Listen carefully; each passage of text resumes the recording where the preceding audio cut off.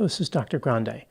Today's question is, can I analyze the case of Tyre Nichols? Just a reminder, I'm not diagnosing anybody in this video, only speculating about what could be happening in a situation like this. If you enjoy this video, please like it, subscribe to my channel, and consider supporting me on Patreon. I will put the link to Patreon in the description for this video.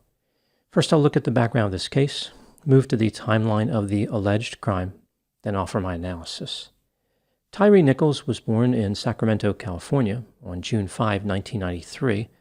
In February 2020, he moved to Memphis, Tennessee. Tyre had an interest in skateboarding and photography. In January 2023, Tyre lived in his mother's house and had been working for FedEx in Memphis for about 9 months. He was a full-time employee and worked on the second shift. Now moving to the timeline of the alleged crime. On January 7, 2023, at about 8:20 p.m., Tyre was driving home on East Rains Road in southeastern Memphis. He had been at a park. He was spotted by the police, who said that he was cutting through traffic. They thought his driving was reckless. He was pulled over by the police. These police officers happened to be members of a special police unit called Scorpion. They were driving unmarked cars. The police did not initially call in the traffic stop. Tyre stopped at a traffic light near the intersection of East Rains Road and Ross Road. This was at about 8:24 p.m. Two police officers pulled Tyre from his vehicle and pushed him to the ground. Tyre told them that he didn't do anything. The officers were aggressive. They threatened him several times and told him to put his hands behind his back. Tyre said, "Okay, you guys are doing a lot right now. Stop. I'm just trying to go home." The police told him to get on his stomach. Tyre said, "I can't breathe." After a brief altercation, the police used pepper spray and a taser on Tyre. He managed to escape and ran south on Ross Road. The two police officers chased him, but not very far. They had actually pepper sprayed themselves in the process of trying to arrest him. They were having trouble seeing. They walked back to their patrol vehicles instead of continuing the pursuit. At 8:33 p.m., other police officers caught up with Tyre at the intersection of Castlegate Lane and Ross Road.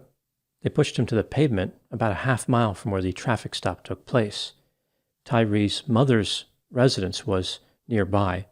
I think it's reasonable to believe that he was trying to make it to her residence. The police officers beat Tyre for about 3 minutes as he was on the pavement. They sprayed him with pepper spray, which hit not only Tyre, but an officer. Tyre was kicked in the face twice. At 8:34 p.m., a police officer pulled out a baton and said, "Watch out, I'm going to baton the blank out of you." He then struck Tyre with the baton. At 8:35 p.m., the police punched Tyre 6 times. At 8:36 p.m., another officer joined in and kicked Tyre in the body. The police handcuffed Tyre and propped him up against the side of a police vehicle. It was clear that he was injured, yet the police officers did not render first aid. They didn't even pretend to be rendering first aid. 4 minutes later, paramedics arrived, but they really didn't do much. At 9 p.m., an ambulance arrived on the scene. Tyre was transported to a hospital. On January 10, which was 3 days later, Tyre died from cardiac arrest and kidney failure. On January 20, police officials announced that 5 police officers involved in the incident would be fired. Tadarius Bean, Demetrius Haley, Emmett Martin III, Desmond Mills Jr., and Justin Smith. On January 24, the same 5 officers were charged with second-degree murder, aggravated assault, official oppression, 2 counts of aggravated kidnapping, and 2 counts of official misconduct. All 5 of them posted bail within a few days. Just for the second-degree murder charge alone, they are facing 15 to 60 years in prison, if convicted. Now moving to my analysis. Here are my thoughts in a few areas that stood out to me in this case. Item number 1. As I mentioned, the officers who were charged in connection with the death of Tyre Nichols were members of a special unit called Scorpion. This stands for Street Crimes Operation to Restore Peace in Our Neighborhoods, but it sounds like it was created by a 13-year-old boy who read too many Marvel comic books. The unit became active in November 2021. It comprised 40 officers who were split into 4 teams. The teams patrolled high-crime areas throughout the city of Memphis.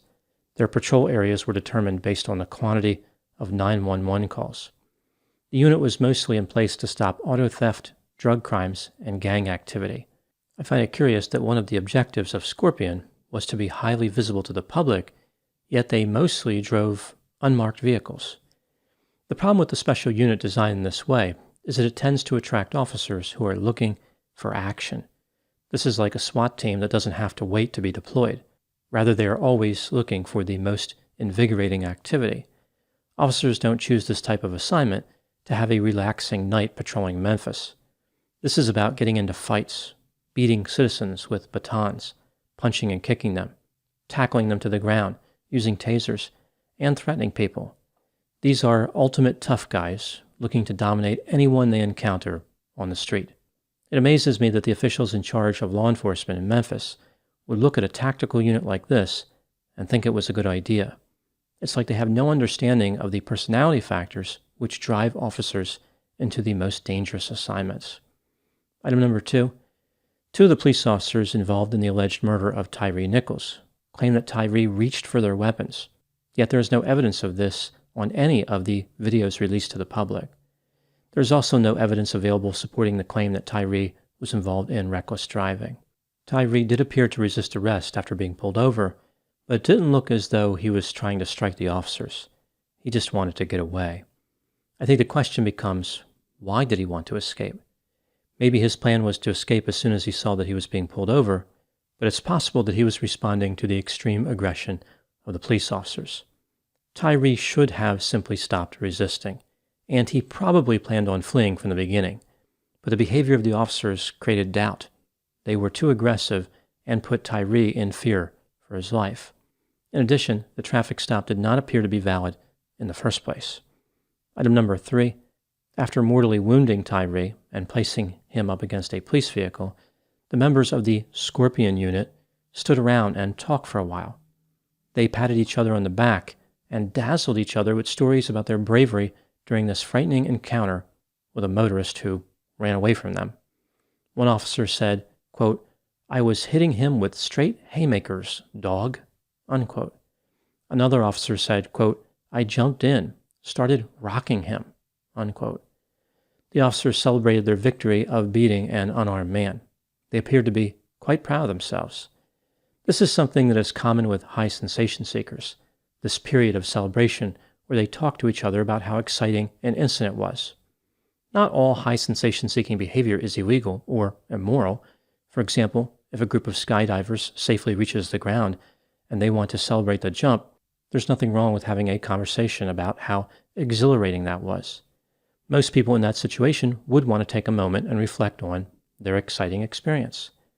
I think what's unnerving is seeing a celebration when harm has been done, like a group of police officers who severely beat a man, talking about how joyful the experience was. This is more than just high sensation seeking, it's sadistic as well. These officers had no empathy for Tyree. They thought of themselves as the good guys, and they saw him as the enemy. Item number 4, what do I think happened in this case? This is just a theory, my opinion. The Scorpion officers were looking for adventure on January 7, 2023. They pulled over Tyree for a minor offense, or perhaps for no reason at all. It took Tyree a little bit longer to stop than the officers wanted. Therefore, they became aggressive and pulled him out of his vehicle. For some unknown reason, Tyree would not cooperate and was desperate to escape. The police officers became angry because Tyree was disrespecting their authority, and they were upset because they ended up covering themselves with pepper spray. It's like they were blaming Tyree for their own incompetence. One officer, who was standing around near the area of the traffic stop, said to another officer there, "I hope they stop his blank." He was undoubtedly referring to the officers who were chasing Tyree at that time. The anger of those two officers, the ones who initially made contact with Tyree, transferred to the other officers in the unit who pursued Tyree on the street. They wanted to make him pay for disrespecting their colleagues. Despite having an overwhelming numerical and physical strength advantage, several police officers beat Tyree to death. Afterward, they did not regret their decision. Rather, they delighted in their actions. Moving to the last item, number 5. At the time making this video, the officers are presumed innocent, as far as the legal standard, but based on the evidence available so far, do I believe these officers are guilty of murder in reality? I believe they are probably guilty of murder. There is absolutely no way for them to justify their actions. It may be a good idea for the officers who bear the least responsibility to plead guilty in an effort to avoid spending their lives in prison, if that's a deal the state is willing to offer them. Now moving to my final thoughts. The difficulty with hiring police officers is that individuals who are dominant and aggressive tend to be the people who apply. Police departments argue that these traits can be channeled into a set of responsibilities which represent a pro-social job. But sometimes the job changes to match the traits, so it works in the opposite way as intended. Perhaps forming specialized units using sadistic officers who lack empathy, only to direct them to dress up as secret paramilitary commandos and patrol the streets, is not the best idea to keep the public safe. When police departments form these types of units to combat gang activity, they should realize that someday the unit could become the gang. Those are my thoughts in the case of Tyre Nichols. Please put any opinions and thoughts in the comment section. They always generate an interesting dialogue. As always, I hope you found my analysis of this topic to be informative. Thanks for watching.